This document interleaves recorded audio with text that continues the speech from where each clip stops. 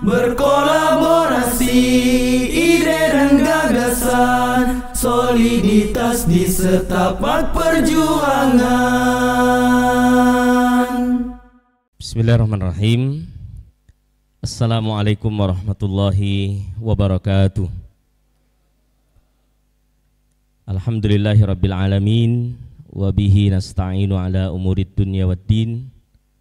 Wassalatu wassalamu ala habibina wa qudwatina Muhammadin wa ala alihi wa sahbihi wa man sara ala nahjihi ila yaumiddin wa ba'd. Bapak Wakil Menteri Luar Negeri yang kita muliakan, Al-Ustadz Anies Mata hafizahullah ta'ala, Pemimpin Umum Wahda Islamiyah Ustadz Muhammad Zaitun Rasmin hafizahullah ta'ala, para peserta Mukernas, Asatidah wal Ustadzat di seluruh Indonesia yang dimuliakan oleh Allah Subhanahu wa ta'ala. Alhamdulillah, kita memuji syukur kepada Allah Subhanahu wa ta'ala. Di siang hari ini kita mendapatkan keberkahan dari Allah Subhanahu wa ta'ala untuk memikirkan tentang Palestina, dan diiringi dengan hujan yang lebat, dan alhamdulillah telah membersamai kita Bapak Menteri atau Wakil Menteri Luar Negeri, yang mana insya Allah akan memberikan amanat dan penjelasan tentang Palestina. Maka kami mengundang dengan hormat Bapak Wakil Menteri Luar Negeri Ustadz Anies Mata dan didamping oleh Pemimpin Umum Wahda Islamiyah. Saksikanlah sahabatku, jiwa ragaku menderu, seluruh nafasku berpacu, mendengar engkau berpilu, kumandang adzan terdengar. Baik, alhamdulillah. Tema kita di kesempatan siang hari ini adalah memperkuat solidaritas umat muslim internasional dan kebebasan Palestina. Maka tentu ya kita sangat ingin mendengarkan dari beliau. Falyatafaddal masykura wa ma'jura. Assalamualaikum warahmatullahi wabarakatuh. Saudara-saudaraku semua yang saya cintai, khususnya pemimpin kita Syekh Zaitun dan seluruh pimpinan Wahda Islamiyah. Hari ini kita bicara Palestina, tapi sebenarnya kita juga sekaligus reuni ya, baik dengan Ustadz Zaitun maupun juga dengan teman-teman di sini, khususnya Ustadz Jahada yang dulu satu kos dengan saya dulu.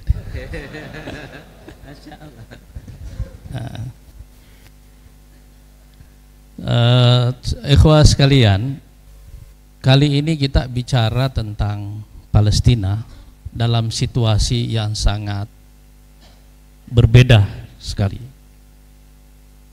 baik pada tahapan sejarah perlawanan di Palestina maupun dalam konteks regional dan globalnya. Kira-kira 30 tahun yang lalu, persis seperti tahun ini 2024, tahun 94 yang lalu, 1994, saya mulai menjadi penerjemah dari seluruh tamu-tamu Palestina dan secara khusus yang datang ke Indonesia untuk memulai satu jaulah secara global ke dunia Islam untuk memperkenalkan Palestina dan tahapan perjuangan barunya, dengan harapan bisa mengeluarkan isu Palestina dari isu Arab Israel menjadi isu dunia Islam. Saya ulangi kembali ya. dengan harapan untuk mengeluarkan isu Palestina dari isu Arab Israel atau konflik Arab Israel menjadi isu dunia Islam yang melibatkan seluruh umat Islam di dunia dengan satu premis dasar yang sangat kuat, bahwa Al-Quds dan Masjidil Aqsa ini adalah tanah wakaf bagi kaum muslimin semuanya, dan karena itu wajib bagi kita untuk ikut memperjuangkannya. Hari ini membicarakan isu Palestina tidak lagi sekedar sebagai isu dunia Islam, tetapi sudah menjadi isu kemanusiaan yang akan menjadi awal dari akhir sebuah entiti politik yang namanya Israel. Awal dari sebuah akhir.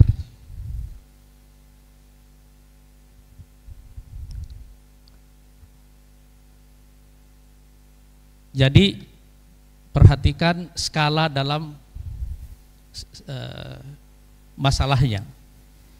Dari konflik Arab Israel menjadi masalah dunia Islam, dan sekarang sudah menjadi masalah kemanusiaan, masalah umat manusia di seluruh dunia.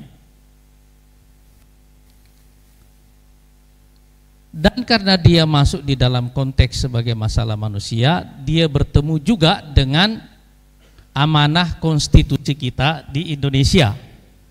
Karena kita punya pengalaman masa lalu yang sangat pahit di bawah penjajahan, di bawah rezim apartheid, karena dia juga rasialis pada waktu yang sama. Maka konstitusi kita, para pendiri bangsa kita memberikan kita amanah untuk selamanya membantu perjuangan seluruh bangsa di dunia yang punya nasib yang sama dengan kita dulu.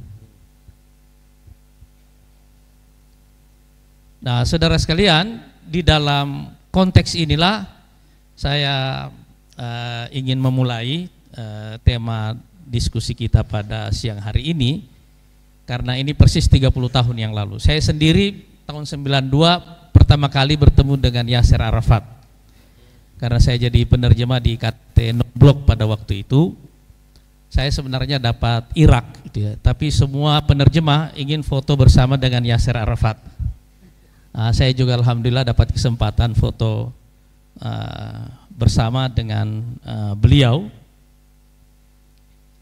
Tapi sepanjang saya mengikuti, karena saya mengikuti perjuangan perlawanan di Palestina ini sejak baru muncul sebagai sebuah gerakan perlawanan, bisa kita bayangkan bagaimana terjadi satu transformasi yang luar biasa besarnya dari perlawanan sporadis yang dulu kita kenal dengan istilah intifada, yang hanya menggunakan ketapel, dan dulu tujuannya hanya satu, memecah ketakutan, memecah kebekuan.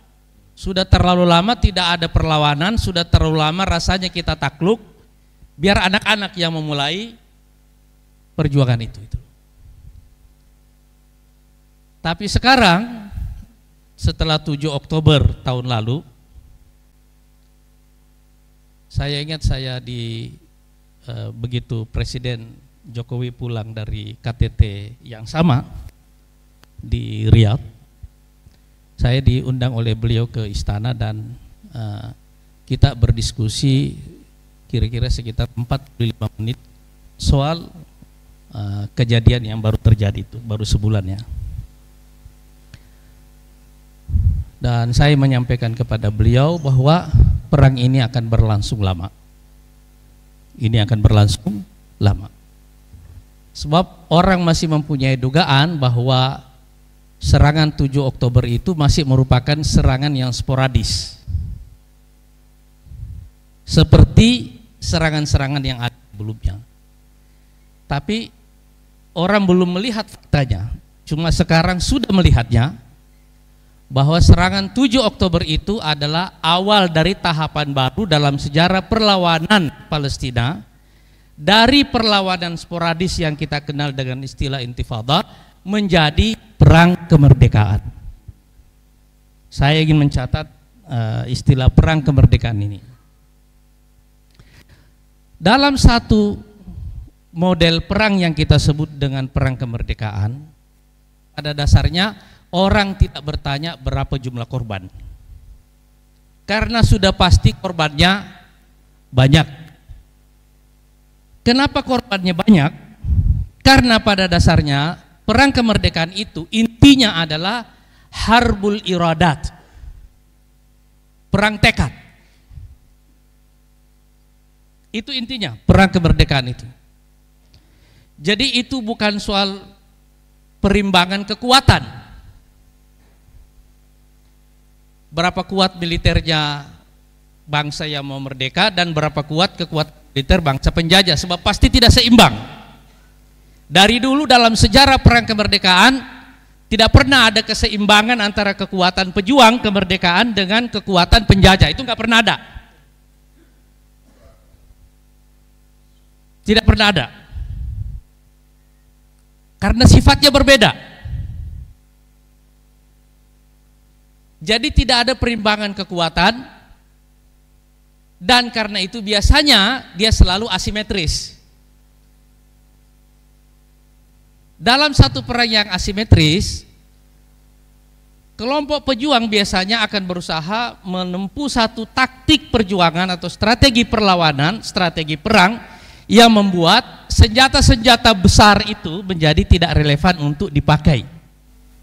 Jadi karena sifatnya asimetris, saudara-saudara sekalian, maka tujuan dari kelompok pejuang itu adalah bagaimana membuat senjata-senjata berat lawannya itu tidak ada ruangnya untuk dipakai. Misalnya dalam kasus Palestina Israel, Israel punya senjata nuklir, tapi tidak ada ruangnya untuk dipakai di sana. Iya kan? Israel punya jauh lebih banyak senjata yang kalau dia mau pakai semuanya, seluruh warga Palestina bisa musnah gitu ya. Tapi satu model pertempuran membuat senjata itu tidak ada ruangnya untuk dipakai. Itu yang salah satu ciri dari perang yang sifatnya asimetris. Itu memang tujuannya. Iya kan? Misalnya dalam kasus perang Vietnam, kan Amerika menggunakan senjata bom napalm, iya kan? Yang luar biasa dahsyat yang membumi hanguskan rakyat Vietnam. Tapi ujungnya rakyat Vietnam menang dan Amerika keluar dari Vietnam.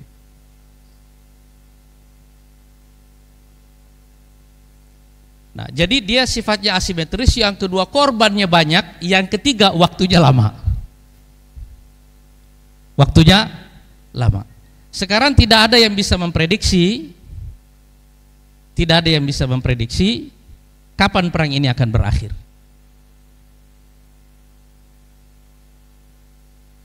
Kenapa waktunya lama, saudara sekalian? Karena dia merupakan harbul iradat, dia punya frame yang lain.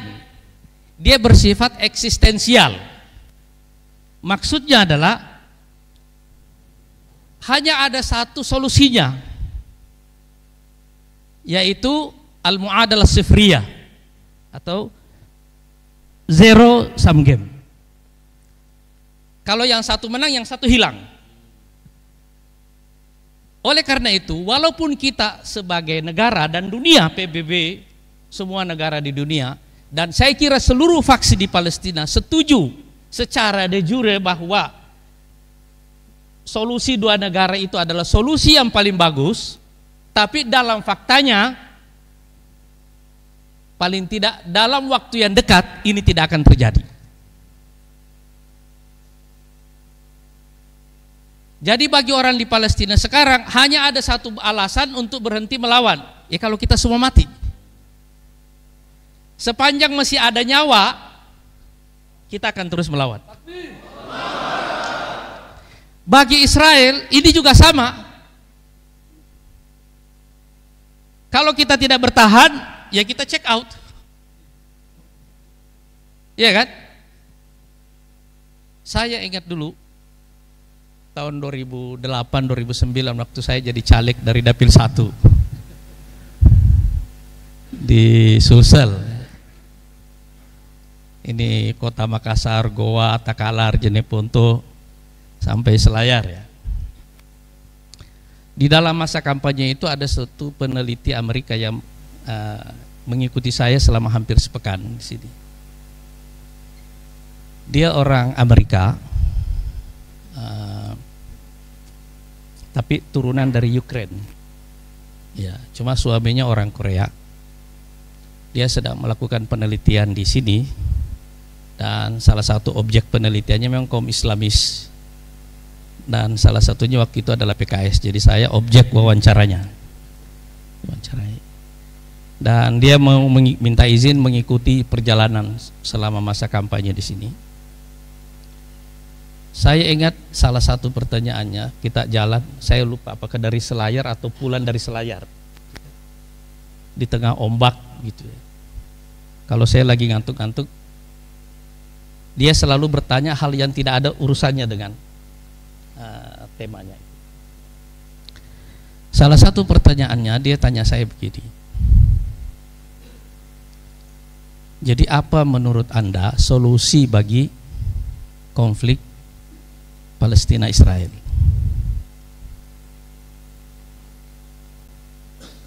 Saya bilang, iya mereka check out dari Palestina, itu tanah orang. Terus dia tanya lagi, kalau mereka check out dari Palestina, terus mereka mau kemana? Saya bilang kan setiap warga negara Israel kan punya lebih dari satu paspor. Dia kan datang dari semua berbagai macam negara kan. Jadi rata-rata mereka punya 2, 3, 4 paspor. Jadi saya bilang mereka kembali dari mana mereka datang. Waktu itu orang tidak punya bayangan bahwa itu suatu waktu akan jadi solusi. Tapi sekarang itu mulai jadi bayangan.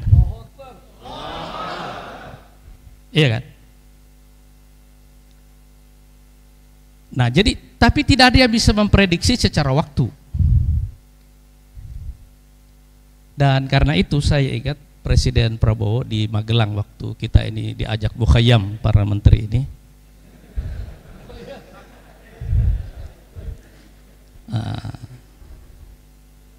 4 hari 3 malam ya. Nah, kita dikasih pakaian pasukan cadangan. Ya, orang gitu ya, tentara. Pagi-pagi jam 6 kita sudah di lapangan sampai jam 8 untuk senam. Dan beliau sepanjang hari itu ada di situ. Tiap senam memimpin acara, memberikan arahan. Di hari pertama arahannya, beliau bilang begini, Anda tahu kenapa kalian dikasih pakaian ini? Ini pakaian pasukan cadangan, namanya Komcat, komponen cadangan, Al-Jayshul Ihtiyati. Karena kita menganut sistem pertahanan yang kita sebut dengan Hankam Rata, pertahanan rakyat semesta. Kira-kira gampangnya begini, biar saya jelasin. TNI karena lahirnya dari tentara rakyat, TNI karena lahir dari tentara rakyat, itu punya asumsi begini, kalau ada serangan dari negara lain yang punya teknologi lebih canggih, kira-kira dia akan merebut kota-kota besar di Indonesia dalam waktu cepat. Dan kita akan kalah, kita akan mundur masuk ke hutan-hutan dan setelah itu mulai melawan. Jadi mereka menganut yang namanya perang berlarut. Perang berlarut. Ini waktunya lama dan melibatkan seluruh rakyat. Jadi seluruh rakyat, setiap warga negara adalah komponen pertahanan. Itu konsepnya. Kata Pak Prabowo, tidak ada satu bangsa di dunia ini sesuai fakta-fakta yang kita temukan dalam sejarah, yang menggunakan sistem pertahanan seperti ini, melainkan dia pasti menang. Dan dengan cara itulah dulu kita bisa merebut kemerdekaan kita. Dan di dunia ini ada satu bangsa yang menggunakan falsafah pertahanan seperti ini, yaitu Palestina. Jadi bangsa ini tidak akan dikalahkan. Tidak akan dikalahkan. Oleh karena itu beliau secara militer memahami bahwa dalam makna militer Israel sebenarnya sudah kalah. Dia bisa membunuh banyak rakyat sipil, tetapi dia tidak bisa mencapai tujuan militernya. Tujuan militernya itu adalah melumpuhkan pertahanan lawan. Sepanjang masih ada perlawanan terus-menerus, walaupun kecil-kecil tapi tidak pernah berhenti, itu maknanya adalah bahwa ya perang tidak selesai. Itu maknanya. Kata beliau, sekarang coba bayangkan anak-anak kecil yang melihat bapaknya dibantai, ibunya dibantai, saudara-saudaranya dibantai, kira-kira dia akan tumbuh seperti apa? Dia akan tumbuh sebagai fighter? Enggak mungkin. Dia akan tumbuh sebagai fighter gitu. Karena dia akan tumbuh sebagai fighter, maka perlawanan enggak akan pernah selesai. Terus-menerus akan ada. Jadi sekarang, kenapa Israel membunuh orang sipil? Itu untuk mengkompensasi kekalahannya secara militer, menutup malu, menjaga maknawiyah bangsanya sendiri, bahwa ini perang masih berlanjut, kita membunuh lawan-lawan kita, karena semua orang Palestina adalah lawan kita, kita tidak membedakan lagi sipil dan militer, jadi kita bunuh semua. Tapi semua orang tahu bahwa dalam makna militer itu adalah kekalahan. Nah, jadi sekarang kalau dia bersifat eksistensial bagi semua pihak, muncul masalah yang lain. Ini bukan hanya eksistensial bagi Palestina dan Israel, tapi juga eksistensial bagi seluruh negara di sekelilingnya. Kalau Israel menang dalam perang ini, dia akan kembali melanjutkan map peta yang dulu pernah ada dalam mimpi kaum Zionis yang disebut dengan peta Israel Raya, ya kan? Dan generasi yang ada dalam kabinet Netanyahu sekarang ini, Smotrich, Ben Gvir, ini semuanya, ini adalah generasi yang lahir setelah Israel berdiri, yang melihat bahwa mimpi nenek moyang mereka sampai sekarang belum terwujud.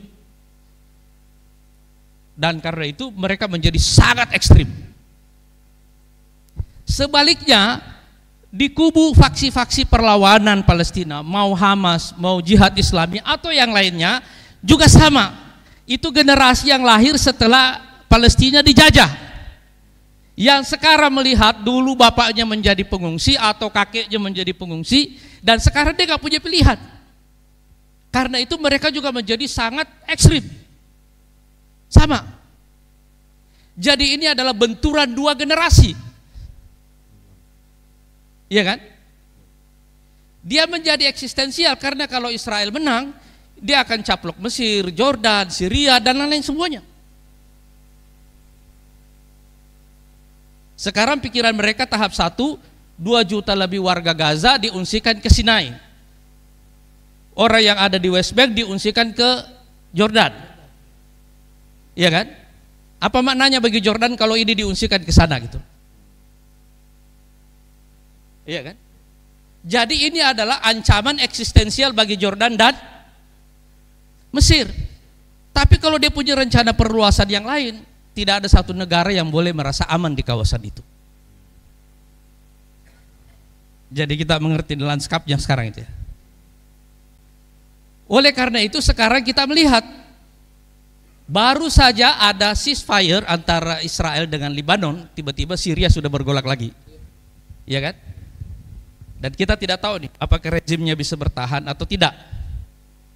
Itu ya. Kita tidak tahu bisa bertahan atau tidak. Bertahan ada maknanya, tidak bertahan juga ada maknanya. Iya kan?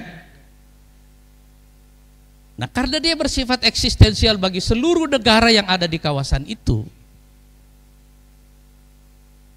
maka tidak ada satu yang bisa memprediksi kemana arah dari konflik di kawasan itu. Cuma konflik di kawasan ini berbeda dengan konflik yang lainnya. Misalnya dengan konflik Ukraina.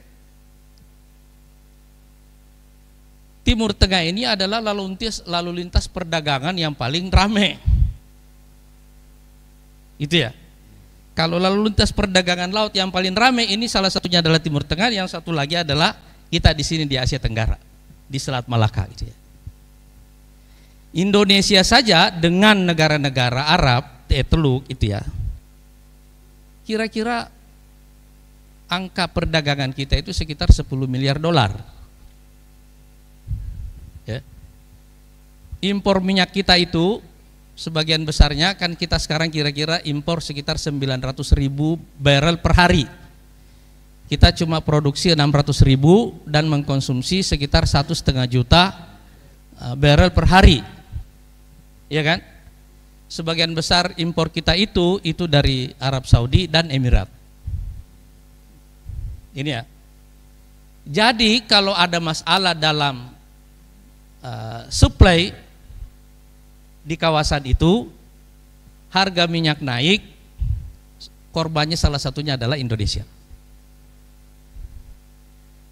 Saudara-saudara semuanya terpaksa bayar ongkos BBM lebih mahal. Dan pasti negara tidak akan kuat melanjutkan subsidi, nggak akan kuat. Karena faktor itu ya. Jadi konflik di Palestina sekarang ini bukan hanya merupakan perang kemerdekaan dalam sejarah perlawanan Palestina, tapi juga game changer secara regional dan global. Terlalu banyak player yang terlibat, terlalu banyak pemain global. Semua great power, negara adidaya terlibat dalam konflik ini. Amerika, Eropa, Rusia, Cina, semuanya terlibat dalam konflik ini. Terlalu banyak playernya. Dan susah menemukan titik temu kepentingan antara semua player itu tadi itu.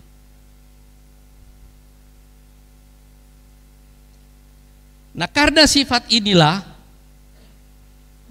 maka ini Presiden mengerti betul bahwa salah satu premis dasar dari Presiden Prabowo dalam mengambil keputusan apapun itu adalah premis geopolitik.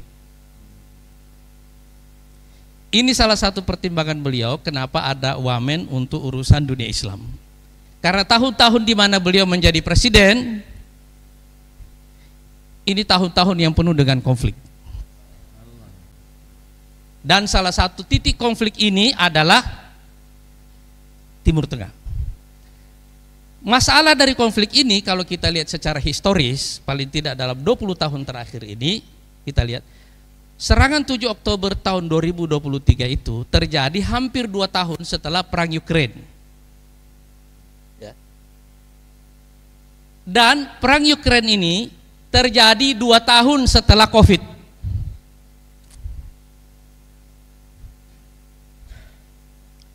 Jadi yang kita saksikan sejak COVID dari tahun 2019 sampai 2022, 2022 sampai ujung 2023 dan sampai sekarang ini adalah serial retakan-retakan besar dalam sistem global.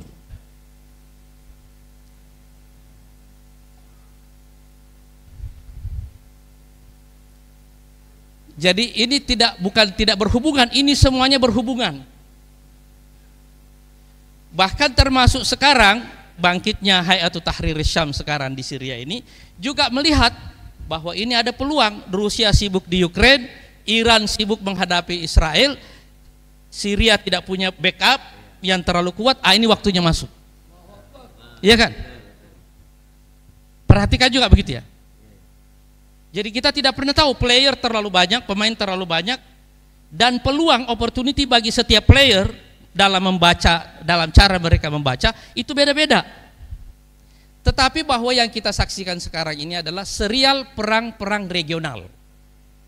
Di kawasan Eropa sudah ada, sekarang di kawasan Timur Tengah sudah ada, Dan saya kira ini juga masalah waktu yang ada di kawasan Indo-Pasifik. Iya, ini masalah waktu. Ini akan menjadi ledakan. Dan saudara-saudara sekalian, begitu satu, ini teori dalam krisis ya. Begitu krisis memasuki pusarannya, yang perang adalah Palestina dan Israel, tapi sebenarnya yang terlibat adalah semua pemain besar, dan boleh jadi yang kolaps duluan adalah yang tidak terlibat dalam perang. Ya. Justru yang tidak terlibat. Jadi begitu satu konflik mulai memasuki pusarannya, dia berputar seperti ini, kita tidak tahu siapa yang duluan pusing, sakit kepala, dan kemudian jatuh. Iya kan? Dan karena ini adalah serial dari konflik-konflik kawasan, konflik-konflik regional, hampir bisa kita pastikan bahwa titik api di semua kawasan di dunia ini sekarang sedang siap-siap untuk meledak. Mungkin saudara semuanya tidak memperhatikan secara seksama ya. Semua negara pro-Cina yang ada di perbatasan Cina di Asia Selatan dan Asia Tenggara, ini pemerintahannya berguguran. Imran Khan di Pakistan, Khalidah di Bangladesh, itu ya. Ini satu-satu nih. Di Sri Lanka juga Raja Paksa. Ini satu-satu semuanya. Dan kalau kita lihat sekarang Filipina, ini Sheikh Agus. Ini sudah tiap hari konfrontasi di perbatasan laut antara Coast Guard Cina dengan Coast Guard Filipina. Hari-hari sekarang. Gitu ya. Jadi ini sedang ada titik-titik api di terlalu banyak kawasan di dunia secara regional, dan kira-kira ini akan menjadi satu mukaddimah. Ini menurut saya ini adalah mukaddimah yang kedua yang akan terjadi menjelang terjadinya satu ledakan besar. Tidak ada yang bisa memprediksi ledakan besar itu akan seperti apa. Tapi kemarin Rusia sudah membuat satu uji coba dari senjata barunya yang ditembakkan dari dari Rusia dan sampai ke Ukraine kurang dari 5 menit, dan bisa sampai ke London kira-kira antara 12 sampai 15 menit karena kecepatannya melebihi kecepatan suara, dan jika dilakukan berulang dampaknya bisa lebih besar dari nuklir, tapi itu tidak disebut nuklir. Sudah diuji coba. Jadi ini yang sedang terjadi. Oleh karena itu, saudara sekalian, geopolitik ini adalah premis dasar dari pemerintahan Pak Prabowo. Tidak ada satu keputusan yang bisa kita ambil tanpa menjadikan ini sebagai pertimbangan dasar. Gitu ya. Yang kedua, akhirnya beliau juga memilih mazhab yang lain, namanya mazhab dalam pengelolaan negara, yang beliau sebut mazhab saya bukan mazhab ideologi, bukan mazhab kesejahteraan. Mazhab saya adalah mazhab survival. Maksudnya itu begini, kita mendirikan negara bagi kaum penganut mazhab ideologi untuk mengubah kehidupan melalui kekuatan negara menjadi sesuai dengan tipe masyarakat yang dibayangkan oleh penganut ideologi tertentu. Bagi kaum kapitalis begini, bagi kaum komunis begini, bagi kaum Islamis begini. Itu pertarungan antara model sosial. Dan kita semuanya menggunakan negara untuk tujuan itu. Yang kedua, ada orang berpikir bahwa negara itu netral secara ideologi, tapi punya tujuan bersama yang sama, bagaimana mensejahterakan rakyatnya. Pertanyaannya bagi kedua mazhab ini adalah, jika kita tidak bisa memaksakan satu model sosial tertentu, dan jika kita tidak bisa membuat rakyat sejahtera, terus gunanya bernegara apa? Kita bubar, ya kan? Beliau enggak. Gunanya bernegara adalah yang penting kita bisa tetap melanjutkan hidup bersama, apapun hasilnya, ya kan? Sebab kita tidak bisa selalu kaya bersama, ya kan? Tidak bisa juga menganut satu model sosial tertentu dengan kesepakatan bersama. Pada akhirnya kita akan membiarkan ini semua terjadi, tetapi yang kita jaga adalah batas minimum bahwa sebagai masyarakat kita masih bisa hidup bersama dan melanjutkan kehidupan bersama dengan menggunakan instrumen negara itu. Itu mazhabnya. Karena situasi global sekarang ini menghadirkan pertanyaan dan tantangan yang sama bagi semua negara, yaitu isu masih bisa hidup atau tidak. Jadi di tahun-tahun yang akan datang yang akan kita saksikan adalah negara gagal, negara yang bubar. Saya mau cerita sedikit ya. Saya tadinya membawa satu rencana di Sudan, membuat food estate 1 juta hektar yang bisa mengcover kebutuhan seluruh Afrika dan Timur Tengah. Kita sudah 3 tahun membuat studi dan sudah mulai dapat, saya ketemu presiden 2 kali dan seterusnya. Lancar semuanya. Tiba-tiba negara itu hilang sekarang. Iya kan? Hilang. Dan kita tidak tahu ke depan mesti ada negara mana lagi yang akan hilang. Iya kan? Apakah Syria masih nanti akan bernama Syria, kita tidak tahu. Libya, siapa yang berani bilang itu masih negara? Iya kan? Jadi persoalan dasar bagi semua negara adalah persoalan survival. Dan kemarin kita sudah melihat Eropa akan mulai mengalami krisis politik yang jauh lebih dalam daripada yang sebelumnya. Ya kan?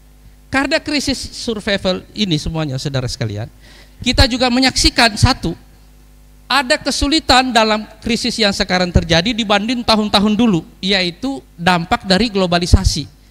Dampak globalisasi ini adalah tidak ada satu negara yang bisa memisahkan diri dari negara lain, termasuk dalam hal pemilu. Jadi tidak ada satu pilpres di satu negara yang tidak diintervensi oleh negara lain. Kemarin Elon Musk sudah mengatakan kita akan ganti Perdana Menteri Inggris yang sekarang, dia dukung yang lain.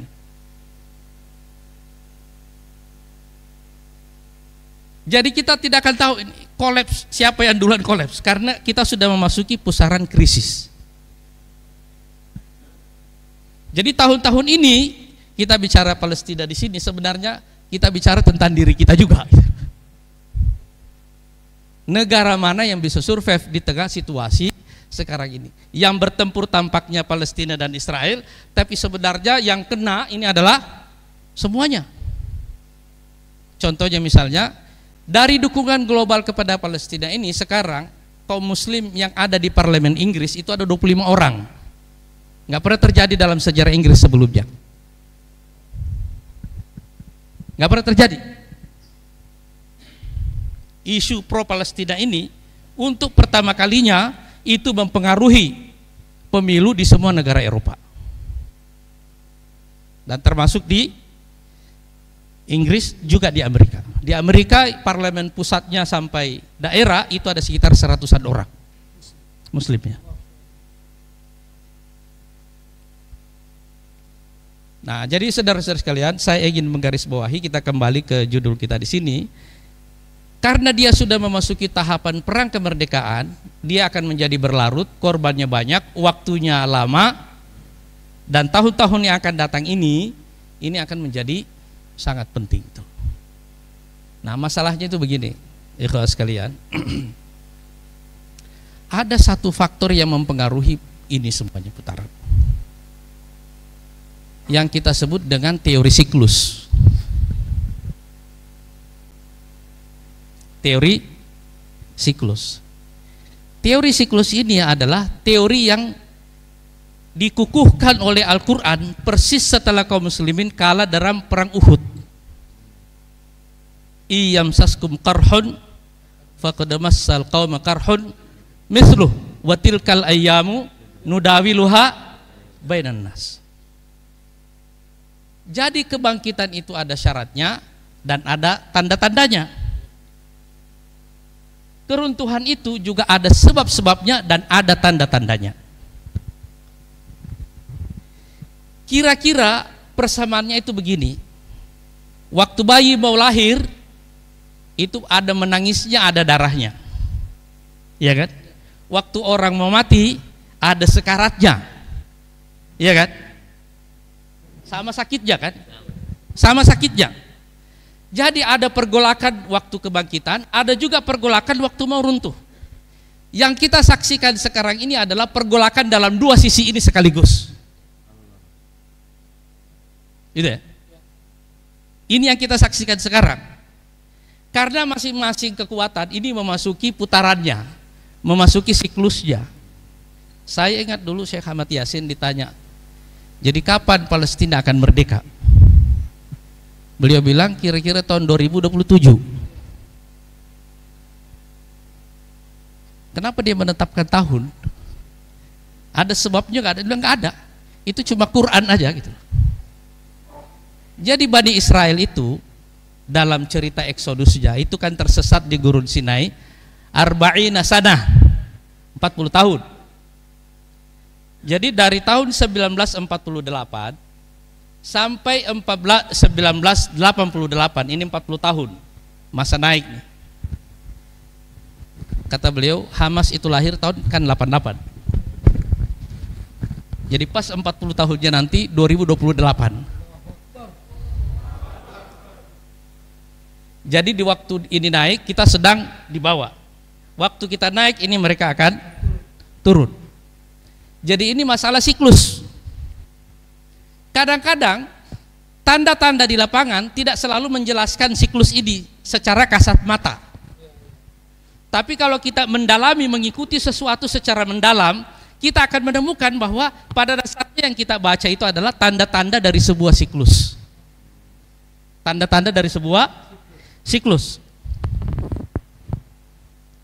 Sekarang kita sedang juga membaca tanda-tanda ini. Apakah nanti persis 40, 39, 41? Itu masalah range, tidak terlalu penting pada dasarnya. Tetapi yang kita maksud di sini adalah siklusnya. Itu ya. Itu yang kita lihat sekarang.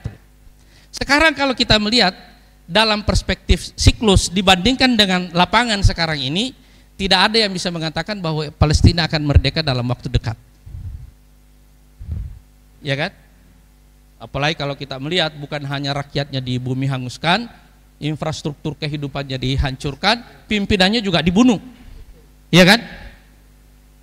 Ada yang dibunuh di Iran, ada yang dibunuh di Beirut, ada yang dibunuh di dalam dan seterusnya. Iya kan? Bagi orang sekarang mungkin orang berpikir terus tanda-tanda kemerdekaannya di mana? Pertanyaan itu sama juga waktu Indonesia habis dijajah Belanda, datang Jepang tahun 1942. Tapi saya ingat satu orang penulis Muslim, Kiai Wahid Hashim kalau salah, menyebutkan bahwa penjajahan Belanda ini adalah penjajahan seumur jagung. Jepang maksudnya, Jepang ya, penjajahan Belanda. Jadi waktu Belanda masuk itu kekejamannya lebih besar daripada waktu Jepang masuk kekejamannya lebih besar daripada Belanda. Tapi umurnya jauh lebih singkat itu. Dan tiba-tiba waktu situasi semakin pekat itu kita semuanya merdeka sebagai bangsa. Itu sebabnya karena tanda-tanda dari sebuah siklus dan tanda-tanda lapangan tidak selalu sinkron kelihatannya, maka dalam cara orang membaca fakta-fakta lapangan, kalau kita memisahkan unsur wahyu ini, tidak kita libatkan sama sekali, biasanya kita tidak membacanya dalam banyak alat baca yang kita sebut dengan, kalau dalam teori ini, al-adawatul ma'rifiyah, instrumen pengetahuan untuk membaca satu realita. Wahyu ini adalah salah satu instrumen dalam membaca realita. Realita lapangan, perimbangan kekuatan, analisis militer dan politik dan seterusnya, itu adalah instrumen-instrumen yang kita pakai juga. Dan kadang-kadang begitu instrumen ini kita pakai semuanya, hasil akhirnya tidak sama persis dengan yang kita pikirkan. Iya kan? Kenapa? Karena terlalu banyak fakta yang lain yang instrumennya nggak ketemu untuk membacanya. Nggak ketemu. Nah, jadi saudara-saudara sekalian, kira-kira inilah gambaran situasi konflik Palestina sekarang ini.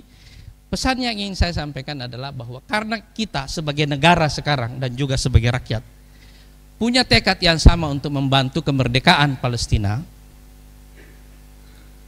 maka yang harus kita atur adalah satu, nafas kita semuanya, supaya kita tidak berhenti memberikan dukungan apapun situasinya. Itu dulu ya.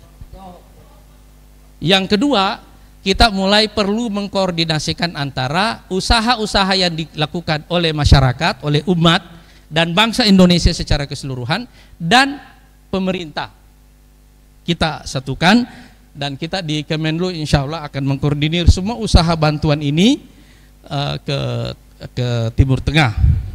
Insya Allah dalam waktu dekat kira-kira Presiden akan berkunjung ke Mesir, dan salah satu tema yang akan dibahas oleh beliau dengan pemerintah Mesir ini adalah bagaimana menyalurkan bantuan ke Palestina. Itulah. Beliau juga akan berkunjung ke beberapa negara Arab yang lainnya. Tapi di Mesir ini ada pertemuan D8. Dulu negara-negara Muslim yang besar ada 8 yang digagas dulu zamannya Erbakan, Habibie dan Mahathir dulu ya.